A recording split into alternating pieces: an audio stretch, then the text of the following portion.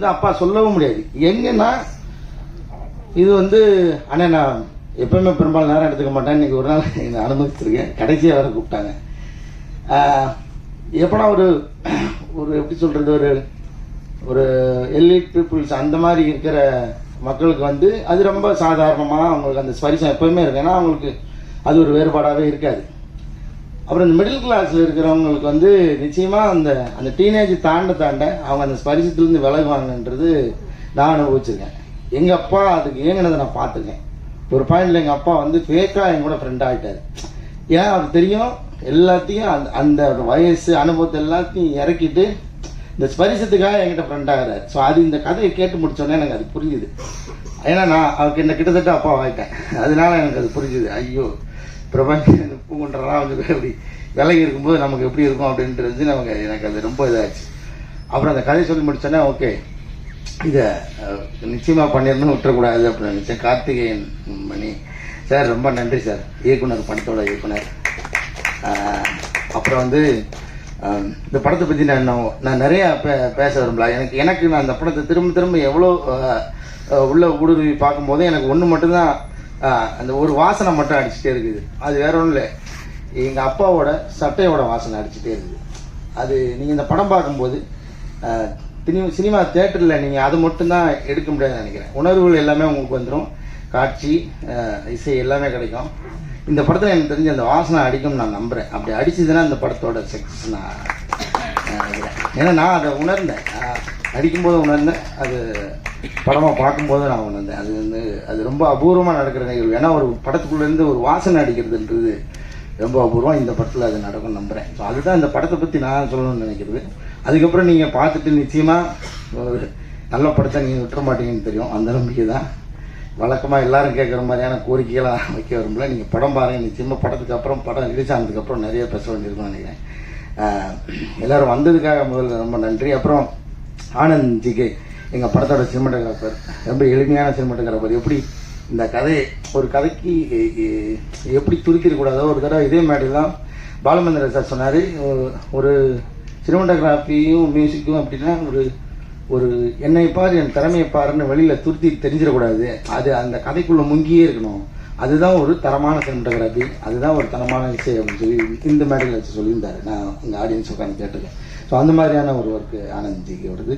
பால சாரங்கனோட ஒர்க்கும் அப்படி தான், எங்கேயுமே மிக இல்லாமல் ரொம்ப ஒரு இளையோடும் இதோட அப்படி அழகான ஒரு இசை ரொம்ப. அதுக்கப்புறம் எனக்கு அந்த பாட்டு இப்பயும் இப்போ கேட்கும்போதே வந்து கொஞ்சம் கண்ணம்மா அந்த லைன் வரும்போது அதை ஒரு நாள் என் வாய்ஸை வச்சு எடுக்கிறேன்னு சொல்லிட்டு ஏமாற்றிக்கிட்டே இருக்கிறேன்.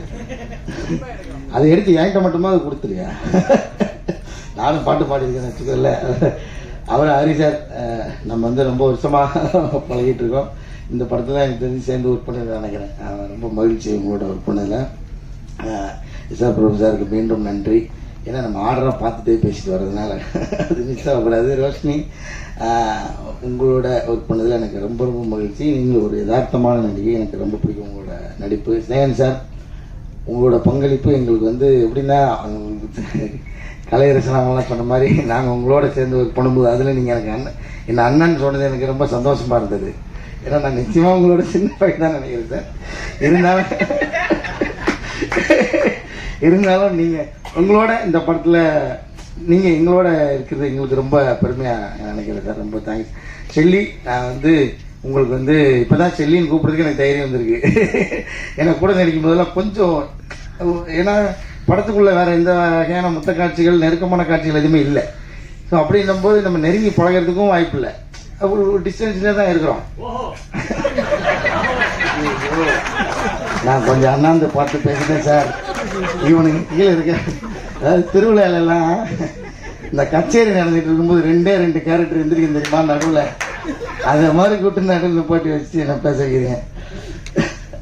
சரி, அப்போ சொல்ல வந்த குறைய சொல்லவே முடியாது. அப்படி இருந்த கொஞ்சம் டிஸ்டன்ஸாகவே இருக்கிற மாதிரியாக எழுதிட்டாரு டைரக்டர் சார். அதனால் அப்போ நான் வந்து மேடம்னே சொல்லிட்டே இருந்தேன். அப்புறம் வந்து ஒரு நாள் அவங்க வந்து என்னை திட்டி, நீ மேடம் சொன்னா நான் உன்னை சாருன்னு தான் சொல்லுவேன், எப்படி நான் காலின்னு கூப்பிடுனா நீ என்னை செல்லின்னு கூப்பிடு, அவ்வளோதான். நீ என்னை செல்லியா நினச்சா செல்லின்னு கூப்பிடு, யாரோ ஒரு மேடம் நினச்சா மேடம் கூப்பிடுனாங்க, சரி அண்ணனுக்கு நான் செல்லின்னு கூப்பிட்றேன். ரொம்ப மகிழ்ச்சி உங்களோட ஒர்க் பண்ணதில். ஆரம்பத்தில் எனக்கு கொஞ்சம் பயமாகவே இருக்கும். ஏன்னா நம்ம எப்படி இந்த வெள்ளையாக இருக்கிறவன் போய் சொல்ல மாட்டான்ற மாதிரி நான் வேறு எந்த இதை பற்றி பேச வரல. இருந்தாலும் சொல்லிடுறேன், மலையாள நடிகர்கள்னால் கொஞ்சம் அவங்க பயங்கரமாக நடிப்பாங்க அப்படின்னு ஒன்று இருக்குல்ல, அப்படின்னு தான் நம்ம நிறையா பழகிருக்கோம். அந்த படம் சுமாராக இருந்தால் கூட மலையாள படம் தான் அது சூப்பராக இருக்கும்னு நினச்சிக்கிட்டே போய் பார்க்குறது ஒன்று இருக்குல்ல, அதுக்குன்னு ஒரு ரிவ்யூ ஒன்று இருக்கு. மலையாளத்தில் வந்து எப்படியோ பிடிக்கிறாங்க, மலையாளத்தில் என்ன மாதிரி கண்டென்ட் நிச்சயமாக எல்லா ஊர்லேயும் இருக்குது. அதில் நிறைய ஓடுற படம், நல்ல கண்டென்ட் படம் தான் நம்ம கண்ணுக்கு தெரியுது. அங்கேயும் சில சுமாரான படங்கள்லாம் நான் பார்த்துருக்கேன். அந்த அந்த ஒரு சின்ன பயத்துலேயும் தான் நான் அவங்களை அணுகினேன். ஏன்னா மலையாள நடிகர்லாம் பயங்கரமாக பர்ஃபார்ம் பண்ணுவாங்க. ஆனால் அவங்க ஆப்வியஸாக பயங்கரமாக பண்ணாங்க தான், இல்லைன்னு சொல்ல. எனக்கு என்னென்னா அந்த சவால்லேருந்து அடிக்கி விழுந்துடக்கூடாது, அது எப்படியாவது எதிர்கொண்டு அவங்களோடய சேர்ந்து பயணிச்சணுன்ற அந்த ஒரு டாஸ்க் இருந்தது. அது இருந்தது ரொம்ப நல்லதாக இருந்துச்சு. இன்னும் யதார்த்தமாக நம்ம அதை பண்ண முடிஞ்சிச்சு. ரொம்ப நன்றி உங்களுக்கு. விஸ்வா, ரொம்ப தேங்க்யூடா. உன்னோட ஒர்க் பண்ணது எனக்கு ரொம்ப மகிழ்ச்சி. ஐயா எடிட்டர் ஐயா பேச மாட்டார், அவருக்கு கை மட்டும் தான் வேலை செஞ்சுட்டே இருக்கோம். அவர் சொன்ன மாதிரி அந்த ஃபர்னிச்சராகவே ஆகிட்டார் இந்த ஆஃபீஸில். நீங்கள் இப்பயும் போகலாம், ஒரு ஓரமாக ஒட்டிக்கிட்டே இருப்பார். அதுக்கு மகிழ்ச்சி. கீதா மேடம் ரொம்ப நன்றி மேடம் உங்களோட ஒர்க் பண்ணது. சாம்சனா, உங்கள் டைமிங்லாம் பயங்கரமாக இருக்கும். இந்த படத்தில் உங்களை அந்த மாதிரி ஸ்டைலில் பண்ண விடாமல், ஆனால் அவர் ரொம்ப யதார்த்தமான ஒரு ரோல் கொண்டு வச்சுருந்தாங்க. அது எனக்கும் உங்களோட ஒர்க் பண்ணது ரொம்ப மகிழ்ச்சி. அபிஷேக் ராஜா போயா, இதில் வேறு ஒரு பதவி வாங்குது, கிரியேட்டிவ் ப்ரொடியூசர். ஆனால் அதையும் மீறி வேலை பார்த்துக்க உன்னோட உழைப்புக்காக இந்த படம் உங்களுக்கு பெரிய பேர் வாங்கிக்கிறேன். எங்கள் டீம் பற்றி நான் பெருமையாக பேசுகிறதுக்கு ஒன்றும் இல்லை. இருந்தாலும் மறுபடியும் எல்லாருக்கும் நன்றி. வந்தவங்களுக்கெல்லாம் திரும்பவும் உங்களோட நன்றி சொல்லிக்கிறேன். Thank you so much.